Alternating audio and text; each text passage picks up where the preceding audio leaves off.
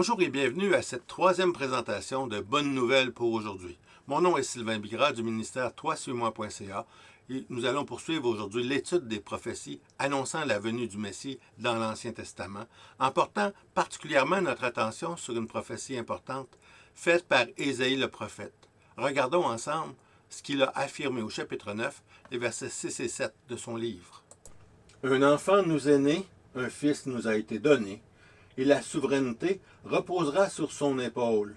On l'appellera merveilleux conseiller, Dieu puissant, Père éternel, Prince de la paix. Étendre la souveraineté, donner une paix sans fin au trône de David et à son royaume, l'affermir et le soutenir par le droit et par la justice, dès maintenant et pour toujours. Voilà ce que fera le zèle de l'Éternel, le Maître de l'univers. Ce texte que nous venons de lire souligne une réalité importante de la révélation divine.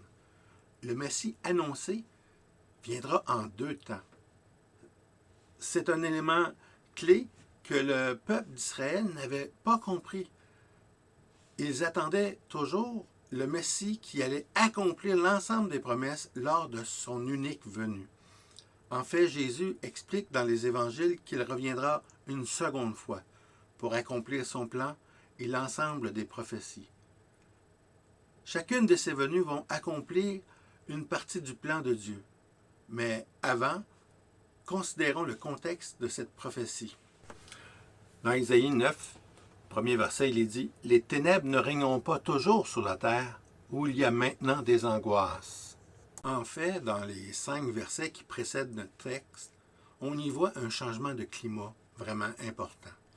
Un temps plus juste et plus harmonieux remplacera le temps ténébreux que la population mondiale s'apprête à vivre.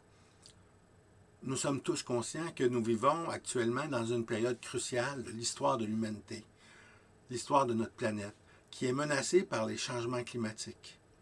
Le texte d'Ésaïe nous apporte un réconfort, car un jour, les temps sombres qui sont devant nous ne seront plus.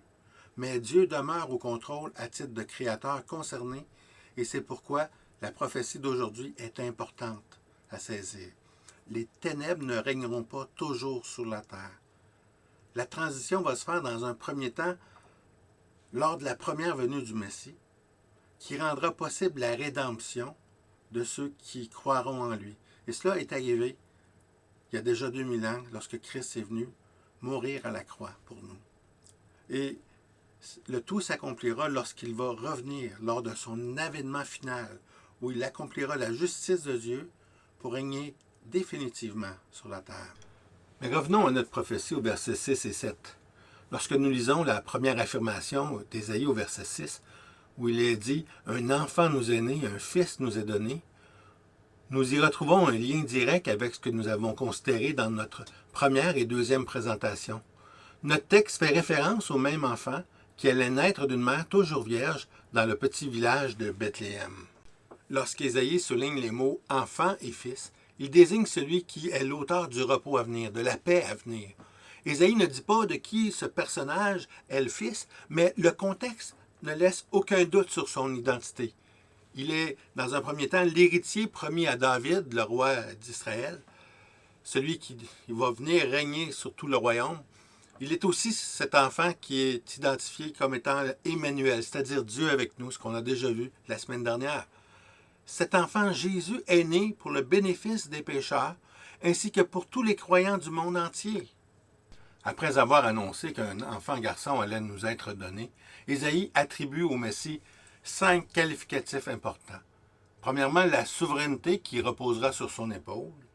Ensuite, il sera appelé merveilleux conseiller.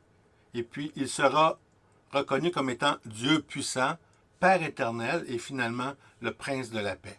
Lorsqu'Ésaïe mentionne la souveraineté reposera sur son épaule, il fait référence à la promesse de Dieu faite au roi David. On retrouve cette promesse dans 2 Samuel où Dieu dit à David « Quand tes jours seront accomplis et que tu seras couché avec tes pères, j'élèverai ta postérité après toi, celui qui sera sorti de tes entrailles, et j'affermirai son règne. Ce sera lui qui bâtira une maison à mon nom, et j'affirmerai pour toujours le trône de son royaume. Je serai pour lui un père, et il sera pour moi un fils. » C'est une promesse aujourd'hui que le peuple d'Israël attend encore. Oui, Salomon a été le successeur de David, mais les promesses de Dieu allaient beaucoup plus loin que ce que Salomon pouvait accomplir. Les évangiles nous démontrent que Jésus est descendant direct avec le roi David. On le voit dans les généalogies faites par Matthieu et par Luc, tant du côté de Marie, sa mère, que du côté de Joseph, son père adoptif. Jésus est de la lignée royale de David. C'est de lui que Dieu a fait allusion lorsqu'il a promis à David un règne affermi, qu'il bâtira une maison au nom de Dieu. Jésus a affirmé qu'il était le temple de Dieu, qu'il allait construire une église qui sera son corps. Son trône sera affermi pour toujours ainsi que son royaume. Retournons maintenant au texte d'Ésaïe le prophète. Le roi souverain va recevoir 4 noms. Chacun de ces noms se compose de 2 mots. Ce sont des titres destinés à exprimer ce qu'il est réellement. Le premier terme utilisé, c'est conseiller admirable. Jésus est un merveilleux conseiller. Il est la sagesse de Dieu personnifiée. C'est un merveilleux conseiller parce qu'il est doté d'une sagesse extraordinaire et infaillible, parce que l'Esprit de Dieu repose sur lui. Il a l'infaillibilité de toute la science, parce qu'il a l'Esprit de Dieu sans mesure. Après ça, le prophète l'identifie comme étant Dieu puissant. Il a la puissance d'exécuter ses volontés, ses desseins. C'est la puissance du Dieu créateur pour qui rien n'est impossible. Il a créé toutes choses. Il a créé l'infiniment petit jusqu'à créer l'univers au complet. Du plus petit au plus grand, c'est Dieu qui a créé les choses. L'autre qualificatif que Ésaïe donne au Messie, c'est celui de Père éternel. Le Messie sera le Père de son peuple, et cela sera éternel.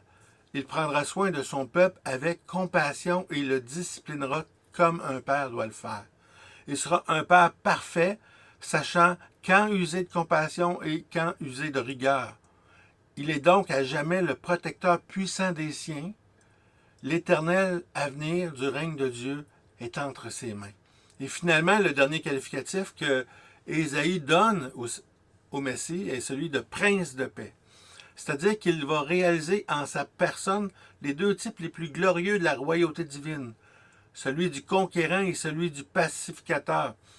Il est le vrai successeur du roi David. La paix de son peuple est toujours assurée par le triomphe qu'il a remporté sur ses ennemis à Golgotha lorsqu'il a pris sur son compte le poids de nos péchés et a vaincu Satan par la même occasion. Son gouvernement va nous procurer une paix perpétuelle et cette paix sera parmi toutes les nations du monde. Pour résumer, nous avons vu que le Messie annoncé dans l'Ancien Testament doit venir en 2 temps. Sa première venue a eu lieu lorsque Jésus est venu au monde. C'est lui, l'enfant né d'une vierge, que l'on nomme Dieu avec nous, c'est-à-dire Emmanuel. Jésus est également l'héritier du roi David qui va revenir bientôt afin de prendre sa place sur le trône de David. Ésaïe a aussi reconnu Jésus comme étant un merveilleux conseiller vers qui nous pouvons faire connaître nos besoins et lui adresser nos demandes de conseil. Il est le Dieu puissant qui désire être pour sa création un Père éternel rempli d'amour et de compassion, rempli de bonnes intentions pour ses enfants, en leur assurant la véritable paix, la paix qui vient de Dieu. Alors voilà ce qui conclut cette présentation. Lors de notre prochaine rencontre, on va regarder ensemble comment le roi David et aussi Ésaïe le prophète ont annoncé la mort de Jésus. Entre-temps, que Dieu vous bénisse.